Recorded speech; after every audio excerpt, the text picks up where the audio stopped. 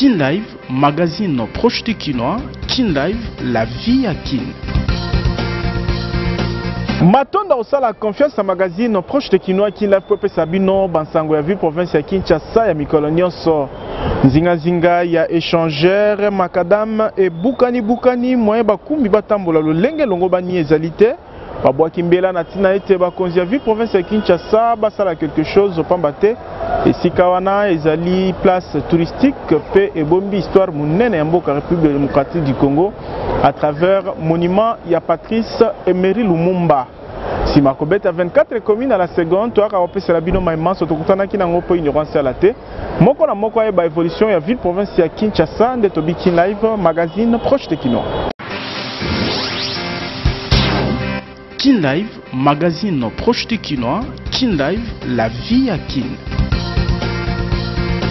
Kinshasa mbote na bino ba papa ba mama bana kini ya propre mbote pe matondo nde bozali kokoba kolanda magazine Kin Live édition lelo ekofungwa manabilili oyo.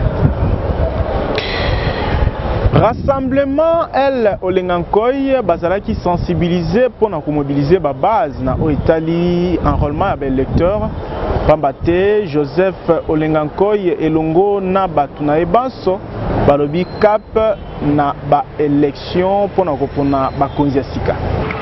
Mobilisation ya ba base pour na ko s'enrôler ebele ezali loba moko kaka mokonzi ya rassemblement El Kasavubu Joseph Olengankoy azalaki nango liboso ya ba cadre pe ba sympathisants ya rassemblement o basangana ki na siège ya Fonis ba parti politique Masanga pe bato nyonso ya rassemblement ba bengami ya kopanza sango Congolais nyonso o akokisi âge ya ko voter azwa carte d'électeur na ye soki balingi mbongo na ya solo na mboka bakende baso makasi mobiliser ezala ndako na ndako mwana na mwana mama na mama koko na koko papa na papa babima bakende kosarole parce que enrôlement oyo ezali clé ya avenir ya mboka na biso. Il faut pas lelo boya kolobate que non na mboka na biso député ebima kité. Pourquoi il faut s'enrôler pour député abima? Yango nde toza kuloba na peuple na biso masse ba se mobiliser occasion yangoyo bomonaki ke bato nyonso baza kokende kosarole enrôlement etalaka grandeur ya mutu te. Bomonaki ye moko président akende kosarole premier ministre akende kosarole ba ministre nyonso bazokende kosarole biso citoyen ya mboka tokende pe kosarole po tosakite na devoir oyo esengeli mpo na mboka na biso. Mabongisami ya maponami na République démocratique du Congo ezali moko ba mission ya mutuya ya gouvernement Chibala na yango ba membre ya rassemblement azala na gouvernement tote ba bengami ya kotia maboko na Bruno Chibala pour na kolonga Tolobi Tibokoyoka. Kin Live, magazine proche de Kinois. Kin Live, la vie à Kin. Ma parcours service Nanzela ya directeur général na bango Jean Makwala Pambu Jean bazali ko senga lisungi ya l'État na misala na bango pambate bazali ko former bilenge kasi makoki ezali penzate surtout kotalaka situation ya mboka mikolo. Ni misala tozosala tozana bana o bazana charge na biso. Bana bazana charge na biso bazoli ko la misala baye bakosala ebonga baye bakosala kiti baye bakosimba mbeli ya maçonnerie po batonga ndako baye bakosala peinture donc tozo ko apprendre bango. Alors na moment oyo c'est vrai moi misala za mona kokoso mais tozo ko bunda mais na quelques-uns ya bakila bi bazo pesa biso misala donc c'est vrai misala za pena mingi te ningi ezalaki autrefois ce qu'on va difficulté za mingi pour ni tete ça donc bana o bakoyeba misala te bakokokate même biso moko biki à part tona ba charge il faut qu'on foute à loyer il faut qu'on foute à moins taxe à l'état donc ce n'est pas facile. L'état lokola ba particulier ba bengami akopesa maboko na nzela ya ba marché to misala wana ekopesa makoki maparko ekoba ko encadrer bilenge na kimia maparko tozomona menuiserie et puis tozomona construction de maparko atongaka bandako tozobana ndako na fondation toketi na toiture toketi na finition pe main forte nae parce que musa tozosala les amakasi na tozo servir moko. Donc jusqu'ici l'état a visité bisote a pesa bisota pour mon côté. Donc tozo débrouiller na ba fonds propre ndenge na lobaka. Na mo moke misa ba kilia musi bazo pesa biso ya mboka pe ya libani na mboka. tosenga l'état pe atia na biso pe miso ba école batonga ba école peut marché to sota marché te école moko songolo pakala to sala ta musala wana ya tapo na assainissement ba misala za mo be l'état ko pesa biso pe biso to na la charge to sunga ban to sunga l'état population ko bazo que misala wana ba oui pe l'état ko za bomé na foyer social mais biso ma par contre to bango de façon que to servir papa yeba misala eza musala moko makasi to sa na mboka oyo mais jusqu'ici to mona ta député te ata ministre moko te ata soki mutu ata bourgmestre na kolo batani ngwana na musala nde ekolo etombamaka tala tina Jean Makwala azali na elikia ete nyonso ekozonga ndenge mboka ezalaki na kala pe bakozwa bakomande ya ndenge na ndenge mpona kofaire fonctionner entreprise na bango tolobi Tiboko Yoka. Kin Live, magazine proche du Kinois. Kin Live, la vie à Kin. Place échangeur est commis abandonné na propre sort nango. Naiteni oyo ya capital makadam nyonso ebukani oyo ekomi kopesa kokoso makasi na bakumbi ya kotambola na ndenge elongo bani pamba te mituka ezali kobeba na kolekana katango nyonso na esika oyo. Talantina baisage babeleli oseko na bakonzi bakoka kobongisila bango ango na lombango po ezali place touristique. Poto somba ba vignette manzele zo bongate nzela partout mabe ebuma mituka air nyonso.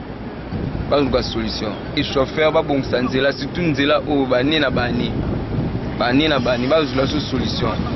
Au Sénégal qui ba autorité mboka boyete mboka yo tambola boyete tant wat ba roloba bato alobi o balingi ba hotene boye to pesa sur bango chance learning na ba caractère donc bino nde bokutana na bango bo me boyebisa bango ke ni tawo ya ngote biso net biso ba chauffeur to eza oboma bakanga na biso. Le camion est bien, autant pour l'anzela mabe, ba monter zo kufa, ba piner zo panzana, et puis tant que kufa awa, échanger au batila biso la police, ba uti kuna na biro na mbang pona yo kanga mutuka. Ba bosani ke o nyonso zo contribuer na compte ya l'État. Souci ya bandeko ezali ete place échangeur elata elamba ya sika pamba te ezali esika oyo yambaka bato ya ndenge na ndenge. Tolobi Tiboko Yoka.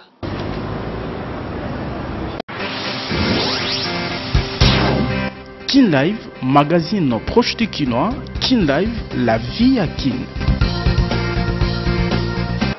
Mombongo ya makala ekoma moko ya activité o esimbi population quartier nkulu na commune ya Selemba makasi nanga mko ya Kinshasa à chaque 5 mètres komona mesa bazali koteka makala po kutiliki nanga mkoyo ezalaka lisusu te bandeko bakoma kubika na mulili uta transformateur na bango ekufa ba activité nyonso esengaka lotiliki elala pe quartier ekoma na insécurité likolo ya bozangi lotiliki talatina basengi na sinel aza ba précaution na lombango mpona kolongola bango na situation oyo mina selembao bozi kabini bokati bolobi transfert zoya te siko biso to nika funde ni tale to kondi na bana toke itamula ka partout po toke nika ka fufu tala ne to komi to kondi mamo livata likamboyo azong sila biso courant toza na posa transfert zonga kotoyo tala biso nzo konda ba bazolia su bien te esika to kendeza te to memaka basai na mutu toke luka machine ndeni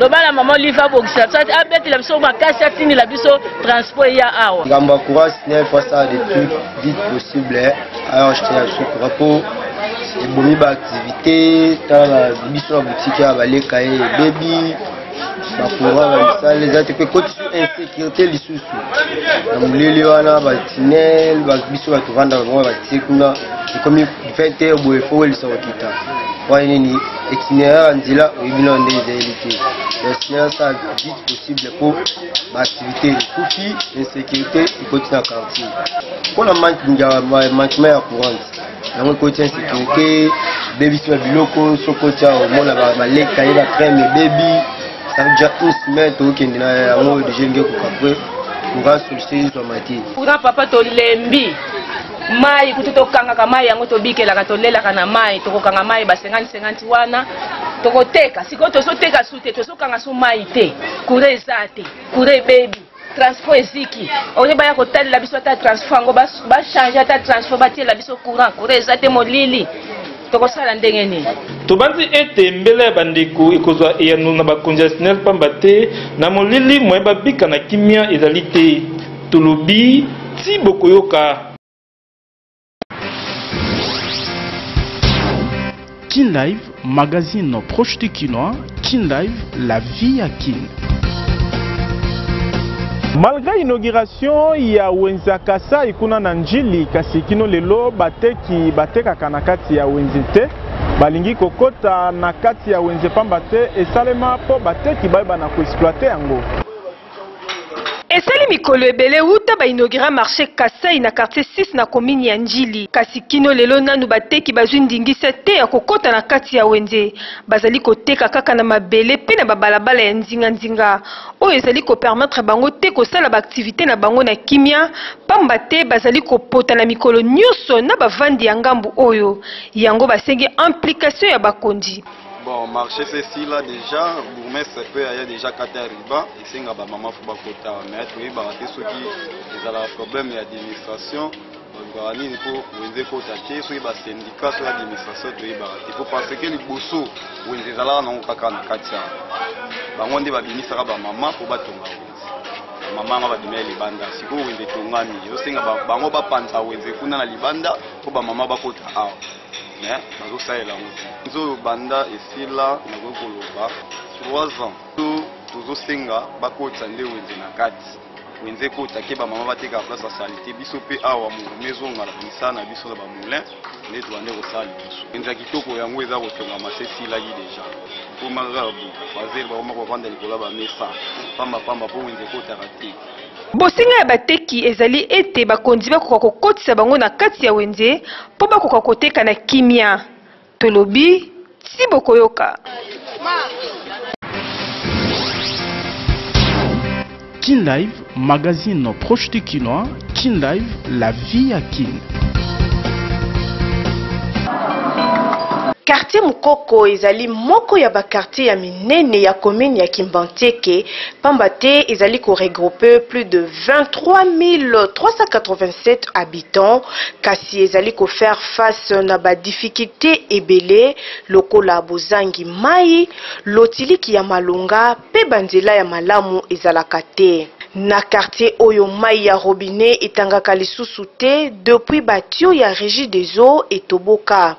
Population akoma na devoir ya kosala marche tongo nyonso pe na ba distance ya molai pona kozwa mai. Ba mama ya terre jaune ya likolo azoya tout vers ba 4 heures koluka mai ezobima na bango te base mais et pas na biso toza un peu bien mai ezobima mais na ba reptile er moko bimi er moko pe ekati nango ambazi ya tio donc ndenge ba cheki ba tio na prince nde toboka mai ya kalisu ndenge ya biente nde yango wana toza na souffrance talaka ba mama ndeni baoya bazoya kokita koluka ba mai. Esengeli koyeba ete kotoboka ya batio ya régie des eaux nde ezali cause oyo ebebisi route Ferbois makasi moye ata motuka eleka na ezali te nzoka nde ezali nzela principale oyo ememaka bango tina boulevard Lumumba.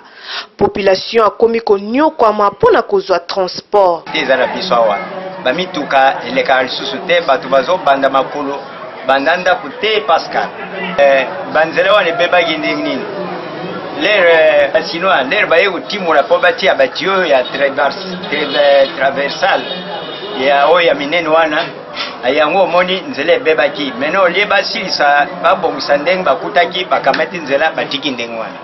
Le gouvernement na biso pe azokipe te likambo wana. Population awe bazokolela mikolo nyonso mpona makambo etali marche tozosala aller retour bato balembi mai wana esengeli bato ya rigide ezobaya kotala esika bafuti ezosalema po bameka kokanga ou bien balongola batio ya kala wana elembi batia batio mosusu ya sika mema sango ya quartier Mukoka.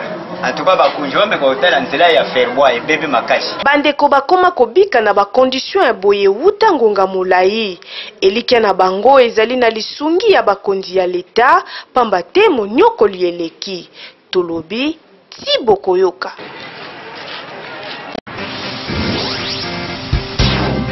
Kin Live, magazine proche de Kinois. Kin Live, la vie à Kin. Na wenze abayaka malgré ba réhabilité ango kasi na kati ya wenze bateki bazalaka te constat oyo semintingi nde asalaki yango. 6 ans yango mokoka uta réhabilitation ya wenze abayaka esalema na bakonzi ya leta na lisungi ya gouvernement allemand kasi kokamwa kino lelo bato ya kokipe yango bazali te bamesa nyonso polele bateki kaka ya mokomoko. Bien que tungama na respect wa norme urbanistique kasi bateki bazali ko préférer koteka na libanda na risque ya kozwa likama na esika ya kokota na kati ya wenze basalela biso yango bato kutu baza ebele tango efungwamaka me bato nyonso bakimikimi balabala kuna bazokale baclient bazoya ore bakota na wenze baclient moyen bakota wenze eza te baosukaka na babalabala soki leta akokozwa mesure akoboma ata babalabala bato nyonso bakota na bawenze ekozala malamu. Mais biso na wenze tofuta ba taxi ba patente ba biloko ebele tofuta. Est-ce que bato nzela bafuta kamo? Wenza kitoko yango basayeli biso kitoko tala ba mesa ndezavi. Baniko teka na wenze te banika libanda.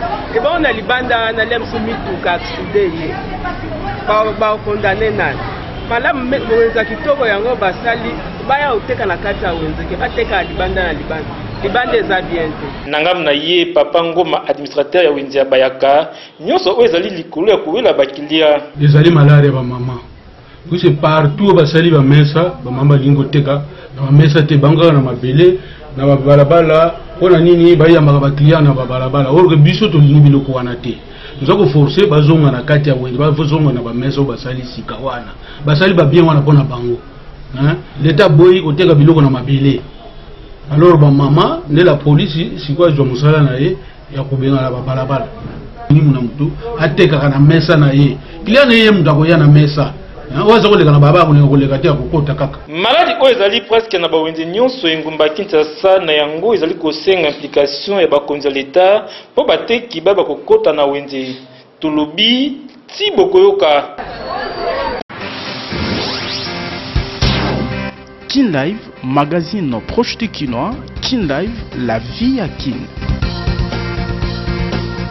Bandeko ya quartier de l'école na commune ya Lemba kino mo ya lelo bazali ko faire face na sérieux problème ya lotili ki o komi ko matisa insécurité na eteni wana ya Kinshasa. Likolo ya bozengi lotiliki ya Malonga et matisi insécurité makasi na ba quartier ebele ya ville province ya Kinshasa. Ndakisa na quartier de l'école na commune ya Lemba epai wapi population akoma na difficulté ya kozwa lotiliki ya Malonga pe lisusu biloko nyonso o baselaka na courant bakoma na kokoso ya kosalela yango kasi ya pasi ezali ete chaque fin du mois bazali kofuta ba facture courant eza ya l'état courant batiaki pour na peuple à se plaindre yango donc vous verrez que bango bazwa courant bakati mais comme na fin du mois bazwa na facture mo exorbitant. Ceux qui ont foutu facture, il faut pas 14 singa. Donc, ils ont mitraille. Ils ont singapourant, ils ont mitraille. C'est pourquoi tu ressens à Bango que ceux qui réellement, ils ont peine à bander dans la ville à Kinshasa, ils ont peine à poser, il y a une information de près. Donc, ils ont battu la biso courant dans le mois malam. Ils peuvent souffrir dans le courant. Pe koto bazo menacé biso mingi kulu na koto makasi donc koto même 5 bazo botola tubilo kulu na koto moite bosinga population ezali ete bakonzi SNEL bakoka kobongisela bango lotiliki po bakoka ko vivre na kimia tolobi ti bokoyoka. Kin Live, magazine proche de Kinois. Kin Live, la vie à Kin. Bakino bazwa minzinga ya maya kalamu na niveau ya première rue du Landos quartier Funa commune ya Limete bazali exposé na makama tango nyonso mbula enokaka pambate ndenge mai pe bafulu etondaka epesaka population makoki ya kobika na kimia te na ba passerelle oyo nde bandeko bacholaka basusu bazokaka pe kobukana bandeko bavandi na eteni oyo ya capitale basengi curage ama ya kalamu esalema pe batiela bango ba pont ya Malonga po babika na kimia. Mais sikoyo nazoyebisa yo tala eta ya pont ndenge ezotungisa bato. Donc soki mbule beti awa nazoyebisa ke population elalaka te. Tosali ba démarche à tous les niveaux mais solution ezozwama te.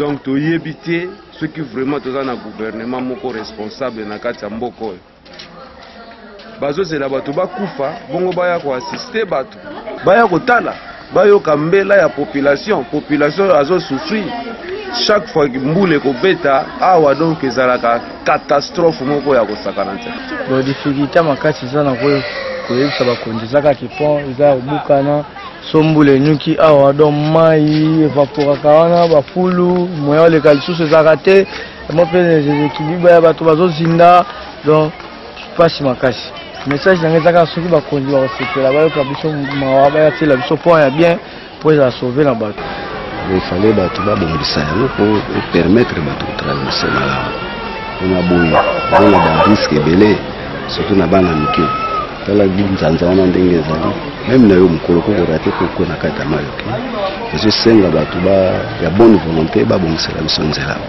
bandeko bavandi na funa bazali komitungisa mingi po ntango nyonso babwakaka mbela na bakonzi ya leta ata mokonzi moko te akitaka kotala bakondition bazali kobika kasi ya mbala oyo elikia ezali ete bakonzi ya leta bazala sensible po munyoko eleki mingi tolobi Thibaut Koyoka.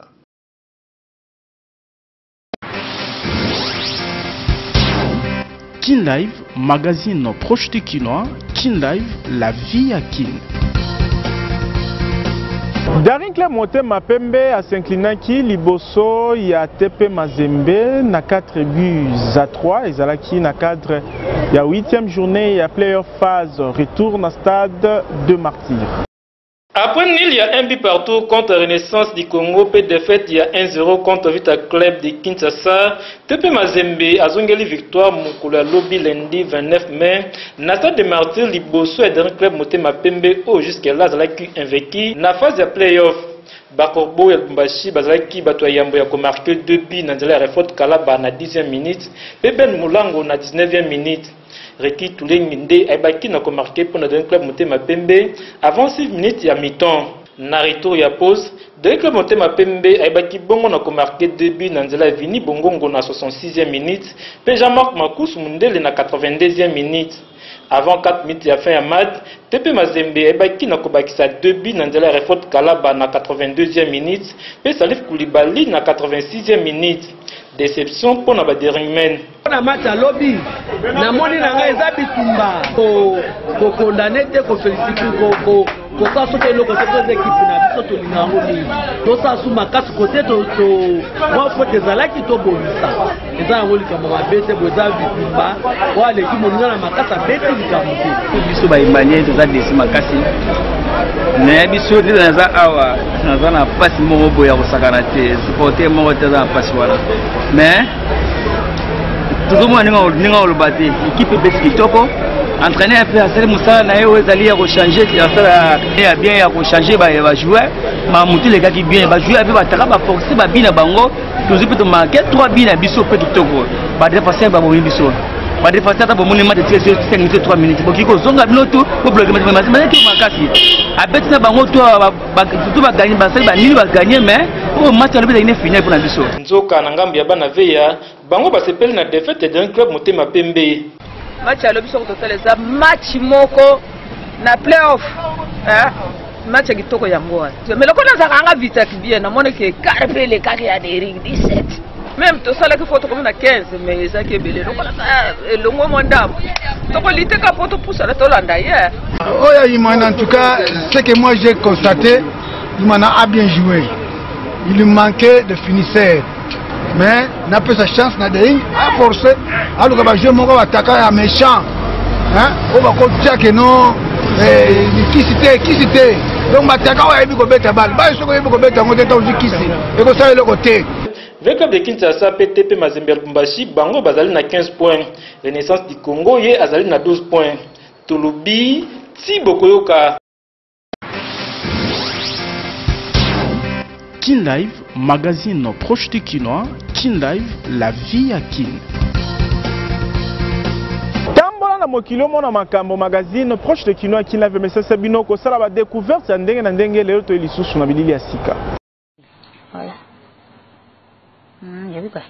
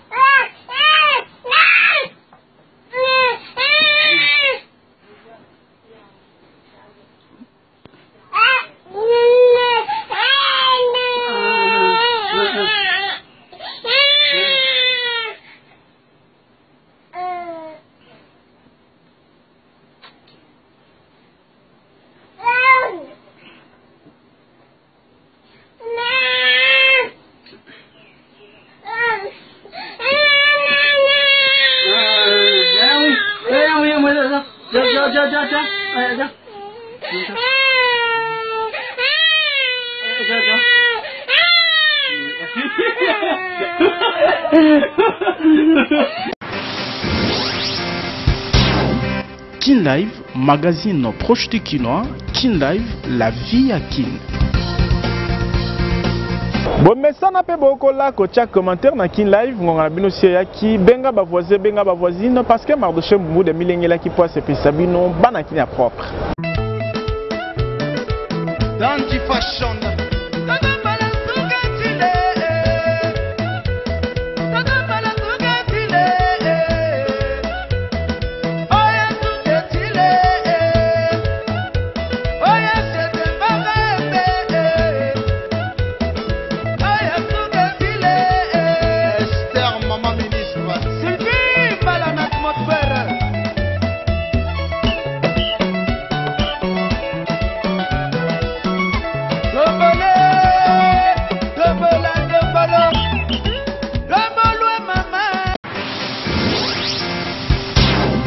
Kin Live, magazine proche du Kinois. Kin Live, la vie à Kin. Édition à Kin Live le commune Souka, tozala kine sengo ko présenter bino yango peto tondi bino mingi na fidélité au bozali ko talisa na magazine Kin Live. Édition lelo et Simba Maki na Semintingi Igence Nyuki Laetitia Balou Mwinda Nankolo Derek Lunkeba pe Evelyne Kiamwini bangonde ba contribuer ki na tina ete ba kinwa bazala servi botika malamu tokutani lobby na masolo asika. Kin Live, magazine proche du Kinois. Kin Live, la vie à Kin.